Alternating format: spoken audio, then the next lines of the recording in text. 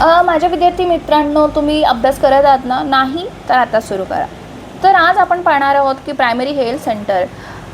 मी इथे म्हटलं आहे प्रायमरी हेल्थ सेंटर, ना की मी इथे म्हटलं की प्रायमरी हेल्थ केअर. ओके, जर मी इथे प्रायमरी हेल्थ केअर म्हटलं असतं तर आपल्याला प्रश्नाचं उत्तर लिहिताना तिथे वेगळ्या ह्याच्यामध्ये थोडंसं लिहावं लागलं असतं. जर तिथे प्रायमरी हेल्थ केअर असतं तर तिथे आपल्याला त्याचे एलिमेंट्स, त्याचे प्रिन्सिपल्स आणि मग त्यानंतर थोडक्यात PHC असं आपल्याला लिहावं लागणार होतं. जरी primary health centre PHC primary health केअरच्या अंतर्गत असलं तरी हा प्रश्नाचं उत्तर लिहिताना PHC म्हणजे सेंटरचं किंवा केंद्राचं, तर पर्टिक्युलरली काय गोष्टी आपल्याला तिथे लिहायच्या हेच आपण आज ह्या व्हिडिओमध्ये पाहणार आहोत.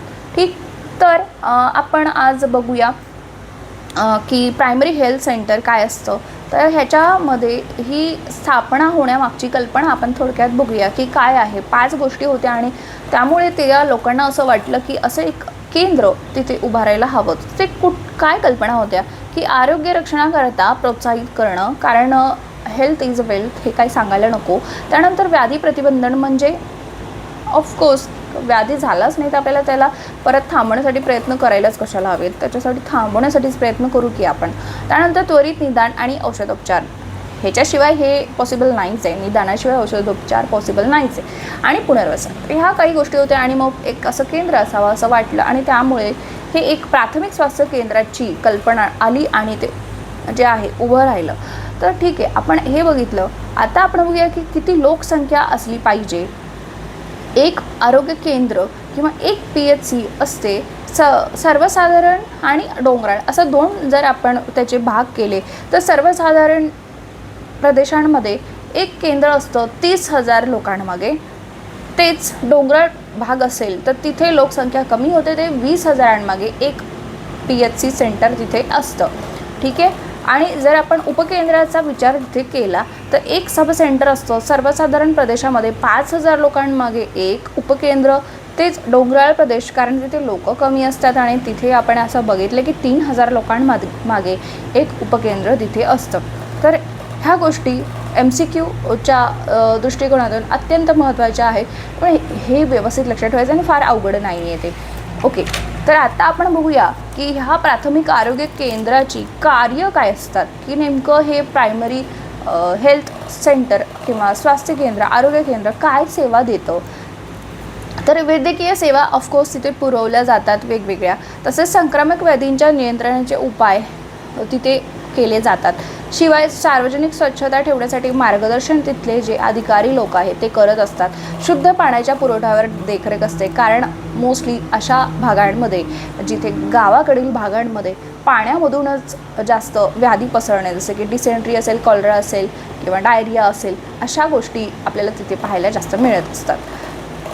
त्यानंतर माता बालसंगोपन, कारण हा महत्त्वाचा फॅक्टर आहे, त्याच्यामुळे ह्यांच्यावर तिथे लक्ष देणं अत्यंत महत्त्वाचं आहे. कुटुंब कल्याणाचे कार्यक्रम, जे फॅमिली प्लॅनिंग प्रोग्राम असेल तर ते सुद्धा इथे राबवले जातात फ्री ऑफ कॉस्ट. आणि शालेय विद्यार्थ्यांचे आरोग्य, कारण हे तर पिलर आहेत आपल्या भवितव्याचे म्हणून. आणि आरोग्य शिक्षण हे सगळ्यांनाच द्यायचं असतं आणि हे काम PHC सेंटर आपले करत असते. तसंच जन्ममृत्यूची नोंद ठेवणे, वैद्यकीय अधिकारी आणि इतर सहाय्यक कर्मचारी ह्यांना आरोग्य शिक्षण देण्याचं कामसुद्धा ह्या PHC सेंटरवर होत असतं. तसंच राष्ट्रीय आरोग्य कार्यक्रमाची अंमलबजावणीसुद्धा इथे होत असते. जसं की आपणाला आत्ता माहीतच आहे की आजही आपल्याकडे जे प्रोग्राम राबवले जातात ते RNTCP असेल ट्युबरक्युलोसिसचा, किंवा NLP असेल, किंवा NVBDCP असेल, किंवा NACP असेल, हे सगळे कार्यक्रम इथे राबवले जातात. तर आपण बघूया की आपण जे मगाशी बघितले उपकेंद्र है ना, 5,000 आणि 3,000, तर तिथे त्या उपकेंद्रावर जास्त कर्मचारी नसतात. बघा, हे कर्मचारी असतात आणि हेच लोक तिथल्या लोकांना सेवा देत असतात. तर ते कोणकोणते कर्मचारी असतात? आरोग्य सेवक 2 असतात, एक पुरुष असतो आणि एक स्त्री असते. तसंच ग्रामीण आरोग्य मार्गदर्शक, म्हणजेच त्याला विलेज हेल्थ गाईड आपण असं म्हणू, आणि प्रशिक्षित दाई म्हणजे ट्रेंड दाई जी आहे, हे असे 4 लोक उपकेंद्रावर असतात. तर आपण जे बघितलं मेन की आपलं प्रायमरी हेल्थ सेंटर किंवा आरोग्य केंद्र, तिथे काय कोणती लिस्ट असते, कोणकोणते लोक तिथे काम करत असतात आणि सेवा देत असतात, तर ते आपण पाहूया.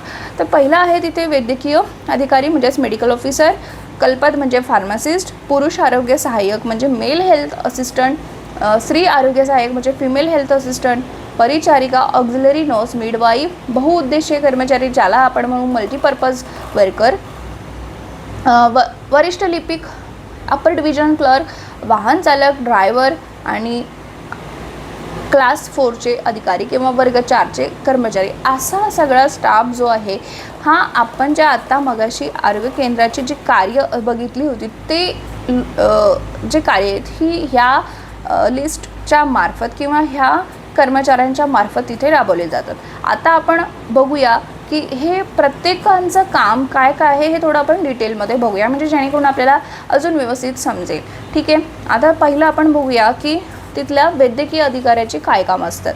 बाह्य रुग्ण म्हणजे ओपीडीमध्ये जेही पेशंट येतात त्यांना तो तपासतो आणि त्यानुसार त्यांच्या आजारानुसार त्यांना औषधी देत असतो. आंतररुग्ण जेही पेशंट ॲडमिट असतात त्यांना सुद्धा तो दररोज जो आहे त्यांचे राऊंड वगैरे घेत असतो. मेडिकल लिगल रुग्णांचे परीक्षणसुद्धा तिथे करत असतो, कारण जेव्हा मेडिकल लिगल केसेस असतात त्यांच्या उपचारासहज आपल्याला ह्या गोष्टीसुद्धा तिथे मेंटेन ठेवणं, तसंच तिथल्या पोलीस कर्मचाऱ्यांना त्या भागातील कळवणं हे तिथे महत्त्वाचं असतं आणि ह्याची नोंदी ठेवायच्या लागतात. तसंच इमर्जन्सी रुग्णांवर जसं की स्कॉर्पियन बाईट असेल, स्नेक बाईट असेल किंवा रोड ट्रॅफिक ॲक्सिडेंट असेल किंवा ह्या व्यतिरिक्त अजून इमर्जन्सी असतील तर ते सुद्धा तो तिथे उपचार देत असतो. प्रयोगशालीय सेवा जसे की कुठला काही टेस्ट असतील तर त्यासुद्धा इथे देण्याचं काम हे हा अधिकारी करत असतो.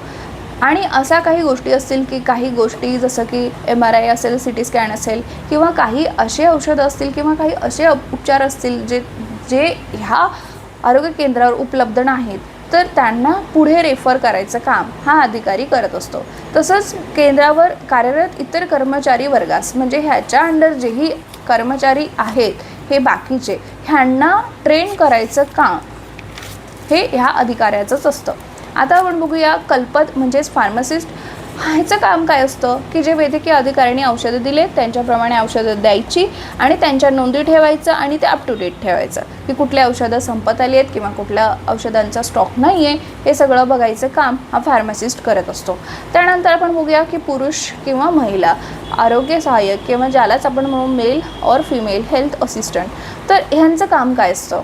ह्यांच्या हाताखाली जी लोकं असतात जसे की मल्टीपर्पज वर्कर किंवा क्लास 4चे वर्गकारी ह्यांच्यावर ते देखरेख ठेवायचं काम, त्यांच्या कार्याचं मूल्यमापन करायचं काम आणि ते वैद्यकीय अधिकाऱ्यांना कळवायचं काम, अशी ही कामं हे लोक करत असतात.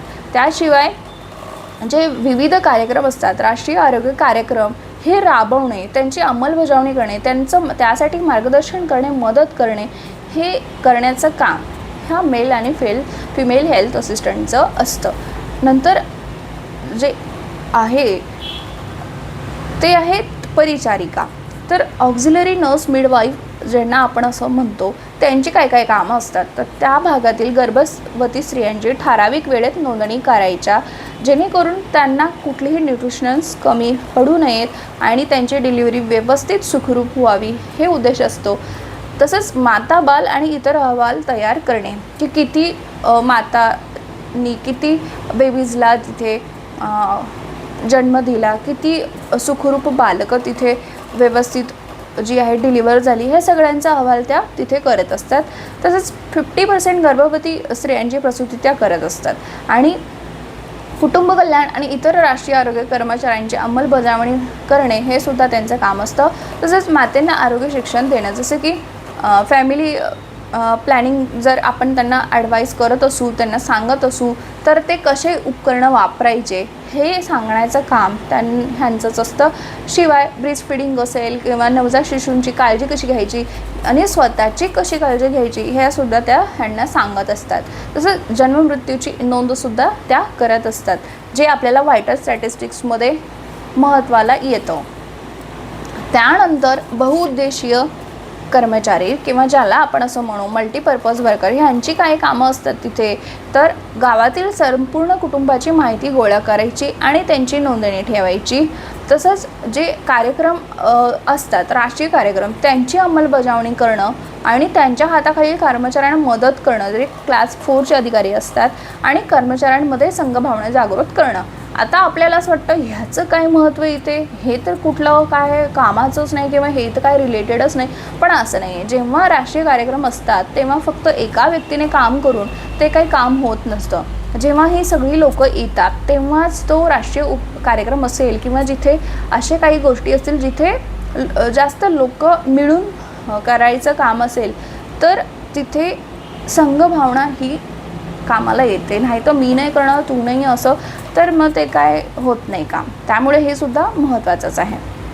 त्यानंतर वरिष्ठ श्रेणी लिपिक, अप्पर डिव्हिजन क्लर्क, तर ह्यांचं काय काम असतं की कर्मचाऱ्यांचे अहवाल तयार करणे, तसंच त्यांच्या सेवा पुस्तिका म्हणजे त्यांनी कधी सुट्टी घेतल्या किंवा त्यांचं पदवाढ झाली आहे का, किंवा त्यांच्या रजेच्या सुट्टी कधी आहेत किंवा उन्हाळ्याच्या सुट्टी कधी आहेत, परत त्यांचे पगार व्यवस्थित तयार करणे आणि ते वाटप करणे, हे सगळं करायचं काम, हे नोंदी ठेवायचं काम हे अप्पर डिव्हिजन क्लर्क असं करत असतात. आणि त्यानंतरचं जे महत्त्वाचं आणि आत्ता अलीकडचं कंपोनंट पण तितकंच महत्त्वाचं ते म्हणजे आशा. आशा ह्याचा लॉंग फॉर्म जर आपण विचारात घेतला, MCQसाठी विचारला जाऊ शकतो, ॲक्रिडिटेड सोशल हेल्थ ॲक्टिव्हिस्ट. म्हणजे ह्या ग्रामीण भागातल्या महत्त्वाच्या आरोग्य सेविका असतात आणि त्या नॅशनल हेल्थ मिशनच्या अंतर्गत काम करत असतात.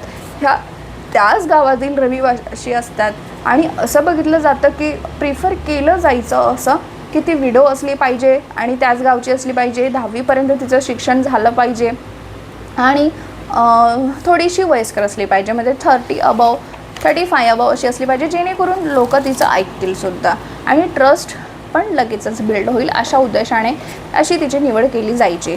तर हिचं कार्य काय असतं की गर्भवती महिलांची नोंद आणि देखरेख, जेणेकरून मगाशी म्हटल्याप्रमाणे की त्यांना कुठल्याही न्यूट्रिशनल डेफिशियन्सी नको आणि व्यवस्थित सुखरूप डिलिव्हरी होणं. लसीकरणासाठी जनजागृती, कारण आपण असं आजही बघतो की लसीकरण असूनसुद्धा पोलिओचे केसेस जरी आत्ता नाही मिळत असले तरी आधी होते आणि आत्ता काही केसेस मिळतात ते NVBDCP म्हणजे आपल्याला ह्याचे लेप्रेसी आणि ट्युबरक्युलोसिसचे केसेस अजूनही मिळतात. तर त्याच्यासाठीची लसीकरणासाठी किंवा तीच नाही कोविडची असेल किंवा दुसऱ्या कुठल्याही लसीकरण असतील की मीजल्स, मम्स, रुबेला ह्यांच्यासुद्धा ती जागृती तिथे करत असते, जेणेकरून मुलांना हे रोग नाही व्हावेत.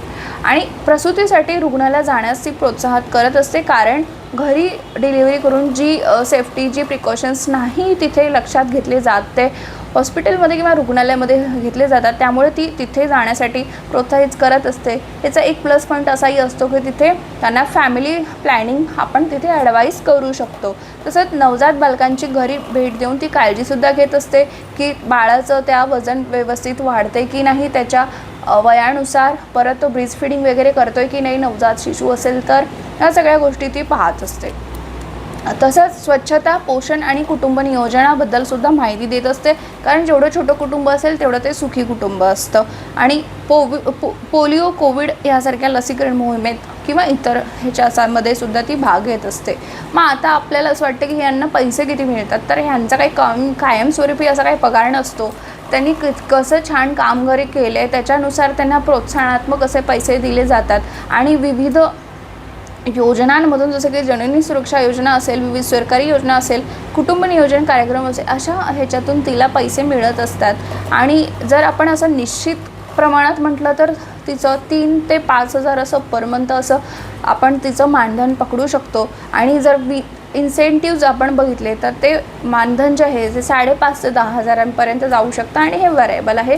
तर हे होतं आपलं प्रायमरी हेल्थ सेंटर, जे की आपल्या PSCच्या अंतर्गत येतं. आपण बघितलं की काय त्याची कल्पना होती, काय लोकांच्या मागे कसं केंद्र असतं, सब सेंटर कसं असतं, त्यांची आपण कार्य बघितली की काय कार्य असतात. त्यानंतर त्यांचे कर्मचारी बघितले आणि त्या प्रत्येक कर्मचाऱ्याचं काम आपण इथे पाहिलेलं आहे. तर हे अपेक्षित आहे की प्राथमिक आरोग्य केंद्र असा प्रश्न आल्यानंतर असं अपेक्षित आहे आणि असं तुम्ही लिहिलं तर तुमचे मार्क नाही कटणार.